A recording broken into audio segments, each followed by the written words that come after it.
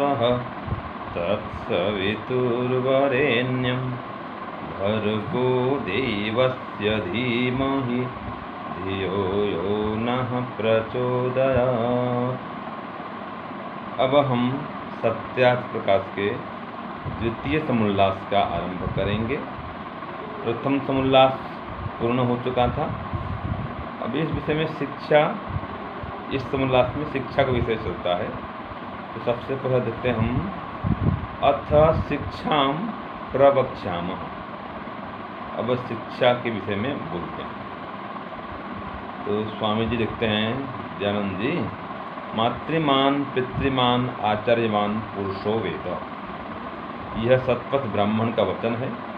वस्तुतः जब तीन उत्तम शिक्षक अर्थात एक माता, दूसरा पिता और तीसरा आचार्य होवे, तभी मनुष्य ज्ञानवान होता है। वह कुल धन्य, वह संतान बड़ा भाग्यवान जिसके माता और पिता धार्मिक विद्वान हो। जितना माता से संतानों को उपदेश और उपकार पहुंचता है उतना किसी से नहीं। जैसे माता संतानों पर प्रेम, उनका हित करना चाहती है, उतना अन्य कोई नहीं करता। इसीलिए मातृमान अर्थात प्रशस्ता धार्मिकी विदुषी माता विद्यते यस्य स मातृमान। धन्य वह माता है कि जो गर्भाधान से लेकर जब तक पूरी विद्या न हो तब तक सुशीलता का उपदेश करे। तो ये स्वामी दयानंद लिखते हैं कि माँ ही प्रथम गुरु होती है। इसलिए कहा है माता निर्माता भवती। माँ जैसा चाहे या जिस प्रकार चाहे उस प्रकार संतान को बना सकती है। विद्वान बनाए, बलवान बनाए, धनवान बनाए, सन्यासी बनाए, जो भी चाहे बना सकती है। वो उस प्रकार से वो अपने को पहले ढालती है। गर्भावस्था में ही उस प्रकार खान पान करेगी, अपने पक्ष का इस प्रकार से श्रृंगार करेगी। अगर उसको अपने पुत्र को राजा बनाना हो तो वो धार्मिक राजा जो होते हैं क्षत्रिय, उनके चित्र लगाएगी, उनकी कहानियाँ इतिहास बढ़ेगी, वैसा खान पान करेगी। और सन्यासी बनाना हो तो सन्यासियों से युक्त चित्र घर में लगाएगी, तपस्वी स्वान रहेगी, उस प्रकार खान पान करेगी। माने जो उसको बनाना संतान को वैसे पहले अपने को बनाएगी। तो ये माता का कर्तव्य है कि माता जो है धार्मिकी विदुषी हो तो बेटा भी धार्मिक होगा, विद्वान बनेगा। और माता केवल धन कमाना चाहती हो, धन से संपन्न पुत्र चाहती हो तो उस प्रकार की योजना बनाएगी, उस प्रकार लिखना पढ़ना विचारना करेगी कि धनवान बेटा आएगा। बलवान बेटा चाहिए तो पौष्टिक पदार्थ खाएगी, और जो बड़े बड़े बलवान हुए हैं उनकी कहानियाँ पढ़ेगी, ब्रह्मचारी वीर हुए हैं उनकी जो कहानियाँ हैं वो पढ़ेगी, इतिहास पढ़ेगी। तो मतलब वो जो चाहे इस प्रकार से माता संतान को बना सकती है। इसलिए कहा जितना माता से संतानों को उपकार पहुँचता है उतना किसी से नहीं। और जितना उपदेश माँ कर सकती है उतना और कोई नहीं कर सकता। तो बचपन में हम जो भी सीखते हैं वो जीवन में उसका प्रभाव रहता है। जो खाना पीना माँ बचपन में खिलाई होती है वो जीवन भर वो हमारे लिए मनपसंद का भोजन होता है। जो शिक्षा देती है वो जीवन भर भूल नहीं सकते। इसलिए माँ प्रथम गुरु, उसके बाद में पिता आता है, बाद में फिर जो आचार्य होते हैं शिक्षक वो बाद में आते हैं। प्रथम गुरु माँ, फिर पिता और फिर शिक्षक आचार्य। ये तीनों जब उत्कृष्ट होते हैं, श्रेष्ठ होते हैं, तो फिर संतान भी श्रेष्ठ और विद्वान, गुणवान, चरित्रवान।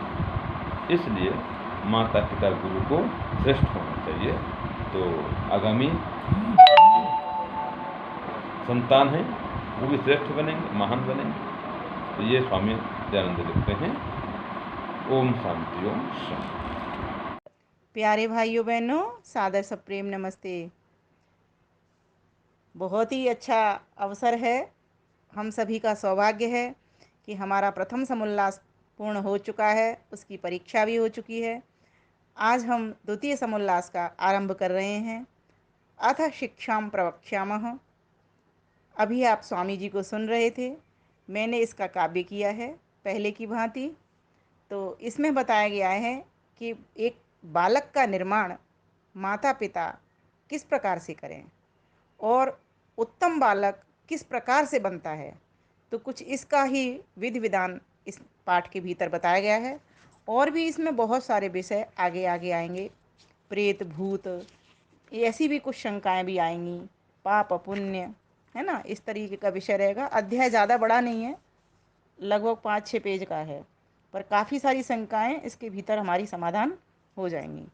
तो यह सत्यार्थ प्रकाश महर्षि दयानंद सरस्वती कृत है, हम सभी जैसा कि जानते हैं। और इसमें जो आज हमने हमारा विषय रहेगा द्वितीय समुल्लास का, वो शिक्षा विषय है।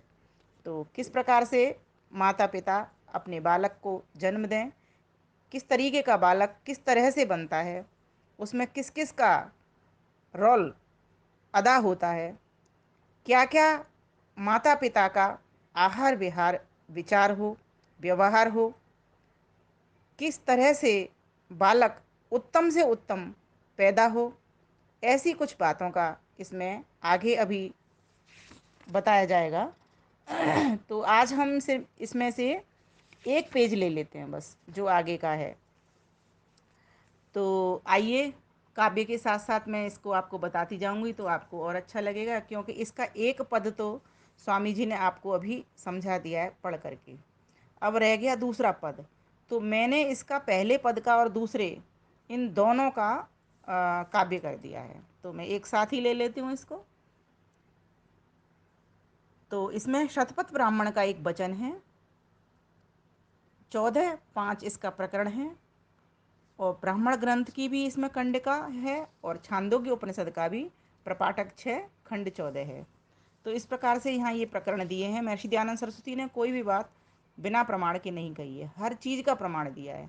कि कल को कोई प्रश्न कर दे कि आपने कैसे कही ये बात, तो वो प्रमाण दे देते हैं कि शतपथ ब्राह्मण ये कहता है कि मातृमान पितृवान आचार्यवान पुरुषो वेद। वस्तुतः जब 3 उत्तम शिक्षक, अर्थात एक माता, दूसरा पिता और तीसरा आचार्य होवे, तभी मनुष्य ज्ञानवान होता है। तो ये हमने जान ही लिया था। वह कुल बड़ा धन्य होता है जिसका संतान भाग्यवान होता है, अर्थात जिसके माता पिता धार्मिक विदुषी विद्वान होते हैं। तो लेकिन हो कैसे ऐसे? तो माता पिता को तो विद्वान और विदुषी होना ही होगा, तभी अच्छी संतान पैदा होगी।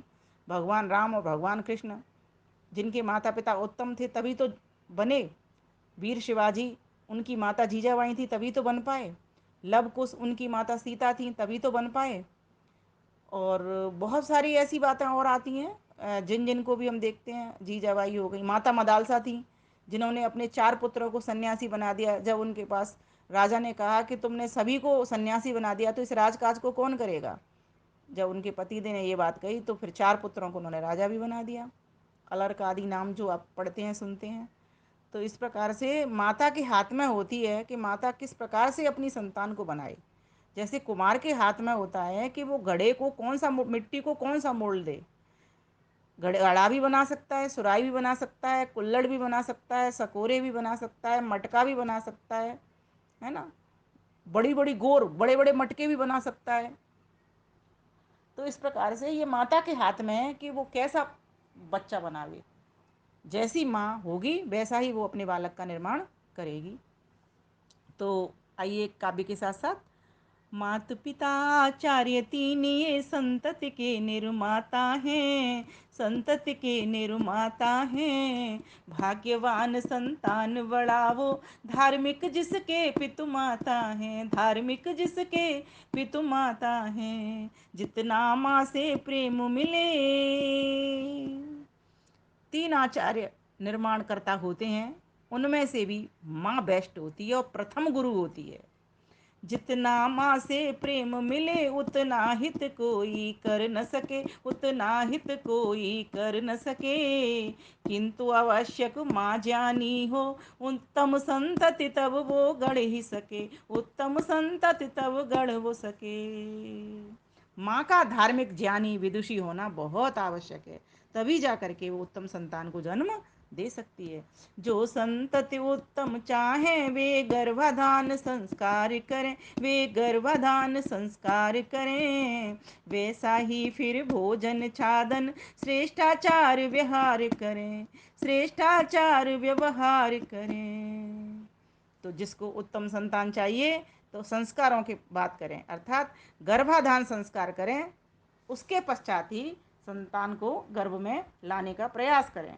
तो और गर्भाधान संस्कार से पहले भी एक योजना बनाएं कि हमको अपने घर में राम को लाना है, कृष्ण को लाना है, शिवाजी को लाना है, दयानंद को लाना है, किसको लाना है, ये योजना बनाएं, उसके बाद ही गर्भाधान संस्कार करें। तो पहले तो कहा जाता 3-3 पीढ़ियों का वर्णन मिलता है कि 3-3 पीढ़ियों से पहले ईश्वर को आह्वान हो जाया करता था, प्रभु हमारे घर के भीतर ऐसी उत्तम संतान आए। तो जिसके घर में ऐसी पुकार उठे कि हमारे हम चाहते हैं ऐसी, तो ईश्वर तो अच्छे संकल्प को अवश्य पूर्ण करता है। तो इस प्रकार से जब भी हम घर में चाहते हैं कि घर में कोई शिशु आवे, तो पहले आह्वान करें कि हमारे घर में ऐसा पुत्र आवे। फिर सिर्फ प्रार्थना और आह्वान से काम नहीं चलता, फिर पुरुषार्थ करें, पूरा पूरा वो प्रबंध करें बहुओं का, बेटियों का, जिनसे कि उसके गर्भ में पलने वाला शिशु तेजस्वी हो, उसको पूरा पोषण प्राप्त हो, उसको शुद्ध सात्विक अन्न प्राप्त हो, जिन चीज़ों से उसका शरीर बढ़ता हो, गर्भ में बालक सुरक्षित रहता हो, उसको पोषण मिलता हो, ऐसा ऐसा, और हर प्रकार का पोषण मिलता हो, ज्ञान का भी पोषण मिलता हो, धार्मिक ग्रंथ हों घर के भीतर, जो चित्र लगे होते हैं दीवारों पर वे चित्र रामकृष्ण के चित्र हों, शिवाजी के चित्र हों, महान पुरुषों के चित्र हों, देशभक्तों के चित्र हों, ज्ञानियों के चित्र हों, संतों के चित्र हों, भगवानों के चित्र हों, और ओम परमात्मा का चित्र हो, तब जा करके घर के भीतर जो संतान उत्पन्न होगी वो उत्तम ज्ञानी, ध्यानी, वीर, पराक्रमी संतान पैदा होगी। तो कहा तो ये कैसे होते हैं, तो इसके लिए तो माता पिता को पहले तो अपना आहार विहार, गर्भ से बच्चा आने से पहले हष्टपुष्ट शरीर चाहिए, क्योंकि बिना हष्टपुष्ट वाले शरीर के अगर माता पिता गृहस्थ में प्रवेश करते हैं, वर वधु गृहस्थ में प्रवेश करते हैं, तो उनके बच्चे या तो होते ही नहीं हैं, अगर होते हैं तो चूहे छछूंदर होते हैं, वीर वीर नहीं हो सकते, वे ज्ञानी नहीं हो सकते। तो कहा कि उनके रजवीर की गुणवत्ता उनके भोजन पर डिपेंड करती है, उनके आहार विहार विहार पर निर्भर करती है। रज और वीर की गुणवत्ता उत्तम संतति आधार है, जैसे चाहे माँ बालक वैसा ही करे विचार है, वैसा ही करे विचार है। तो महर्षि दयानंद सरस्वती लिखते हैं, माता और पिता को अति उचित है कि गर्भाधान के पूर्व, मध्य और पश्चात दुर्गंध, रुक्ष, बुद्धिनाशक, नशा आदि पदार्थों को छोड़कर जो शांति, आरोग्य, बल, बुद्धि, पराक्रम और सुशीलता से सभ्यता को प्राप्त करें, वैसे घृत, दुग्ध, मिष्ट, अन्नपान आदि श्रेष्ठ पदार्थों का सेवन करें। तो कहा यहाँ पर दुर्व्यसनों को तो छोड़ दें, है ना, शराब पीना है, मांस मद्य आदि करना है ना, रूखा सूखा सड़ा गला भोजन खाना है, ये सारी चीज़ें छोड़ दें। और कैसा ग्रहण करें, जिनसे आरोग्य बढ़ता हो, शरीर स्वस्थ रहता हो, बल बढ़ता हो, पराक्रम बढ़ता हो, बुद्धि बढ़ती हो, शीलता बढ़ती हो, सभ्यता आती हो, ऐसे घी, दूध, मिठाई, अन्नपान का सेवन, श्रेष्ठ पदार्थों का सेवन किया करें, जिससे रजवीरवी दोषों से रहित होकर अति उत्तम गुण युक्त हो। जिनका अच्छा आहार विहार विचार होता है, उन्हीं का रजवीर भी उत्तम गुण वाला होता है, और उत्तम गुण वाले रजवीर से ही जो बेबी बालक पैदा होता है वो उत्तम पैदा होता है। इसीलिए महर्षि दयानंद सरस्वती इस बात को लिख रहे हैं। अब यहाँ पर ऋतुगमन की विधि का भी वर्णन दे दिया उन्होंने कि किन दिनों में समागम करें, किन दिनों में पति पत्नी समागम नहीं करें। तो जैसा ऋतुगमन का विधि अर्थात रजोदर्शन के 5वें दिवस से लेकर 16वें दिवस तक ऋतुदान देने का समय है, उन दिनों में से प्रथम के 4 दिन त्याज्य हैं। रहे 12 दिन, उनमें एकादशी और त्रयोदशी को छोड़ के बाकी 10 रात्रियों में गर्भाधान करना उत्तम है, और रजोदर्शन के दिन से लेकर 16वीं रात्रि के पश्चात समागम न करना। पुनः जब तक ऋतुदान का समय पूर्वोक्त न आवे तब तक, और गर्भ स्थिति के पश्चात 1 वर्ष तक संयुक्त न हो। ये बता दिया कि कौन कौन से दिन गर्भाधान करें, कौन से दिन नहीं। तो कहा गया, माना कि सपोज करें हम कि 1 तारीख को हमारा मासिक धर्म आता है, स्त्री का मासिक धर्म आता है, तो 4 दिन छोड़ दें वो, जब तक वो बंद नहीं हो जाता। 4 दिन से तात्पर्य यहाँ पर जब तक वो उसका मासिक धर्म बंद ना हो जाता। उसके बाद स्नान ध्यान करके और अच्छे प्रकार से मन में ईश्वर के प्रति आभार प्रकट करते हुए, उसको धन्यवाद देते हुए और इस क्रिया का संपन्न करें। तो 5वें दिन से लेकर के 16वीं रात्रि, अर्थात 1 तारीख को अगर मासिक धर्म आया है तो 5 तारीख से लेके 16 रात्रि, तो कितने दिन हो गए? 12 दिन। अब 12 दिन में अगर कोई एकादशी और चतुर्दशी आ जाती है बीच में, तो वो 2 रात भी छोड़ देनी है। तो कितनी रात्रि रह गई? 10 रात्रियाँ। तो 10 रात्रि को, ये 10 रात्रियाँ उपयुक्त हैं। इनमें भी जो सम संख्या में पड़ती हैं, जैसे दूसरा, चौथा, छठा, आठवां, इस तरह की रात्रियां पड़ती हैं। अगर किसी को पुत्र की चाहत है तो इन रात्रियों में समागम करे, और अगर किसी को पुत्री की चाहत है तो विषम रात्रियों में, जैसे 1, 3, 5, है ना, 7, इस प्रकार से करे। अब जैसे कि हमने 1 तारीख से 4 दिन तक तो नहीं मासिक धर्म में समागम किया, उसके बाद जो 5वीं रात्रि है वो कौन सी होगी? 5वीं, 7वीं, 9वीं, ये सब विषम संख्या वाली होंगी। और जो छठी, 8वीं, 10वीं, 12वीं, ये जो रात्रि होंगी 16 तारीख तक, क्योंकि 16 दिन ही, यहाँ समझने की बात ये है कि 1 मास की जो साइकिल होती है उसमें पहले जो प्रथम 16 दिन, जिनमें से 4 त्याज्य हो गए, जो 12 रात्रियां, उनमें से 2 रात्रि अगर एकादशी त्रयोदशी आ गई तो वो भी 2 रात्रि हट गई, तो जो 10 रात्रियां हैं वही उपयुक्त होती हैं। उसके बाद के जो पीछे के जो 14 दिन रह जाते हैं वो व्यर्थ होते हैं। उनमें कहा जाता है, जो डॉक्टर्स वगैरह हैं वो भी बताते हैं कि स्त्री का जो अंडा है वो इन्हीं दिनों में निकलता है, जो पहले जो 16 रात्रियां होती हैं। तो इस प्रकार से यहाँ पर जो महर्षि सरस्वती लिखते हैं, देखिए उनका अध्ययन कितना तगड़ा था। बिल्कुल विज्ञान सम्मत अध्ययन है और बहुत सारे प्रमाणों के साथ वो किसी भी बात को कहते हैं। और उन्होंने लिखा है कि उसके पश्चात 16वीं रात्रि जब हो जाए उसके पश्चात समागम नहीं करना, पुनः जब तक ऋतुदान का समय पूर्वोक्त ना आवे। अगर सफलता प्राप्त नहीं हुई है तो फिर पुनः उसी प्रकार से क्रिया करें, और उसी ढंग से जैसे पहले बताया था 16 रात्रि तक, जिसमें से सिर्फ 10 दिन उपयुक्त हैं, उनमें से भी फिर पुत्र पुत्री की चाहत वाले एक एक दिन सम और विषम के हिसाब से छोड़ते हुए जावें। और अगर पुत्र चाहे तो सम में करें और पुत्री चाहे तो विषम में करें। इस तरीके से संख्याओं का निर्धारण वो कर लें। तो ये वीडियो अपनी बहू बेटियों को अवश्य सुनाएं, क्योंकि हमारी इस पाठशाला में ज़्यादातर तो या तो मेरी जैसी उम्र के लोग हैं या फिर मुझसे बड़ी उम्र की बहुत माताएं हैं, तो उनकी बहुएं भी आ गई हैं, उनकी बेटियां भी कहीं जा रही हैं। तो उनको ज़रूर कहें कि इस द्वितीय समोल्लास को अवश्य पढ़ें और इस वीडियो को भी उनको फॉरवर्ड करें, जिससे उन्हें भी इस चीज़ की जानकारी हो और जानकारी के द्वारा वो अच्छे पुत्र पुत्रियों का निर्माण करें और फिर इस राष्ट्र को सुखी और उन्नत करें। तो इस प्रकार से यही बताया गया है यहाँ पर कि जब दोनों के शरीर में आरोग्य, प्रसन्नता हो, किसी प्रकार का शोक न हो, जैसा चरक और सुश्रुत में भोजन छादन का विधान मनुस्मृति में स्त्री पुरुष की प्रसन्नता की रीति लिखी है, उसी प्रकार से करें। यहाँ पर यह भी विशेष बात ध्यान देने की है कि स्त्री और पुरुष में प्रसन्नता भी होनी चाहिए। जब मन खुश हो तभी ये काम करना है। गुस्सा में, लड़ाई में, झगड़े में इस तरीके की कोई प्रक्रिया नहीं अपनानी। गर्भाधान के पश्चात स्त्री को बहुत सावधानी से भोजन छादन करना चाहिए। चलना, फिरना, उठना, बैठना, जब गर्भ की स्थिति निश्चय हो जाए उसके बाद माताएं, उनकी जो सास होती हैं, वो बताया करती हैं कैसे चलना, कैसे बैठना, कैसे व्यवहार करना, है ना। लेकिन बहुत सारी बातें वो नहीं बता पाती, तो महर्षि दयानंद सरस्वती ने वो भी लिख दिया, कैसा भोजन करना, कैसी चीज़ें देखना, कैसे दृश्य देखना, कैसे दृश्य नहीं देखना, इन चीज़ों पर भी विचार करें। जो जिनसे सभी को लाभ होता हो, बच्चे को पोषण मिलता हो, वे सारे काम वो स्त्री किया करे। तो इस प्रकार से फिर कहा इसमें कि पश्चात 1 वर्ष तक स्त्री पुरुष का संग ना करे। जब तक गर्भ में बच्चा रहे 9 मास का, फिर हो जाए उसके भी 3 मास तक, अर्थात 1 वर्ष हो गया, तब तक स्त्री पुरुष का समागम नहीं होना चाहिए। बुद्धि, बल, रूप, आरोग्य, पराक्रम, शांति आदि गुणकारक द्रव्यों का ही सेवन स्त्री करती रहे, जब तक संतान का जन्म न हो। तो आज के लिए इतना ही, और इसके बाद जो मेरी पंक्तियां हैं उनको बोल देती हूँ। रज और वीर की गुणवत्ता उत्तम संतति आधार है। जैसे चाहे माँ बालक वैसा ही करे विचार है, वैसा ही करे विचार है। कब कब हो ऋतुदान ऋषि ने पूरी विधि बतलाई है।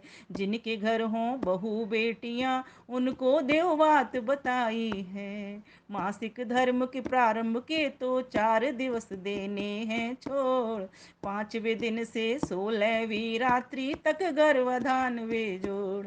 शेष बची 12 में से भी, शेष बची 12 में से भी एकादश और त्रयोदश छोड़।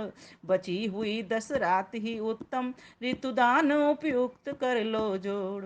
16 दिन के बाद मास की 14 रात उपयुक्त गर्भना, अतः न करना इनमें समागम, दोनों पूर्ण ब्रह्मचर्य से रहना। यदि हो जाता गर्भ है स्थिर, पालन हो 1 वर्ष का ब्रह्मचर्य। यदि असफल हो मुलाकात तो पुनः प्रक्रिया वापिस लेकर। हो जावे जब गर्भ का निश्चय, अपनावे शास्त्रोक्त व्यवहार। पढ़े शास्त्र और गढ़े संतति, रख के शुद्ध आहार आचार विचार। जैसा चाहे बालक माता, जैसा चाहे बालक माता, करने की वह ताकत है, करने की उसमें ताकत है। मदाल साजी जावाई, सीता माता जग आदर्श है, सीता माता जग आदर्श है।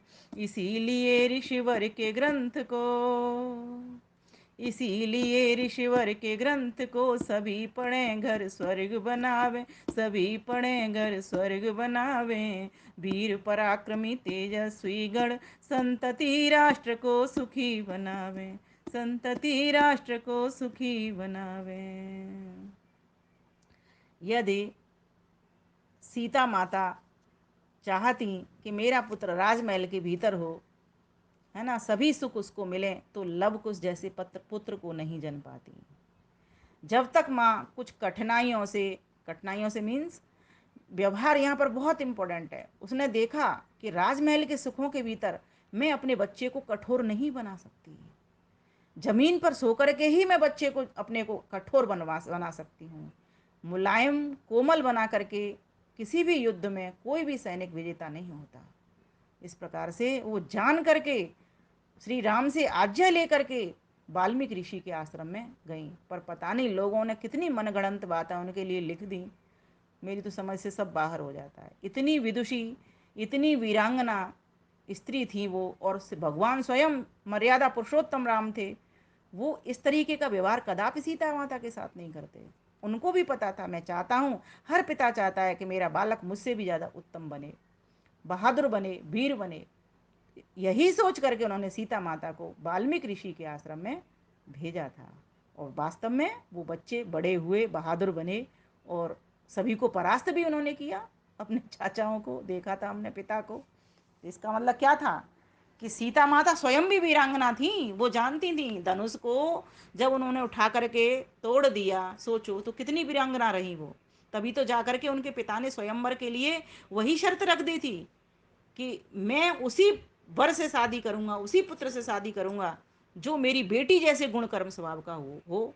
लेकिन आज तो ये सब गुण कर्म स्वभाव मिलाते नहीं है, जन्म पत्रियां मिला लेते हैं। ये विषय भी सब आगे आगे आपको सुनने के लिए मिलेंगे, इसलिए वीडियो बड़ा ना हो जाए, मैं अपनी बात यहीं पर समाप्त करती हूँ कि हमारी बहू बेटियों को ये बात बताने की है। इस वीडियो को चारों तरफ शेयर करें, जिससे हमारे घर में उत्तम बच्चे पैदा हों, रामकृष्ण पुनः आवे, महर्षि दयानंद पुनः आवे, और ये देश पुनः से उसी प्रकार से समृद्ध हो, सुखी हो, उन्नत हो। धन्यवाद, नमस्ते।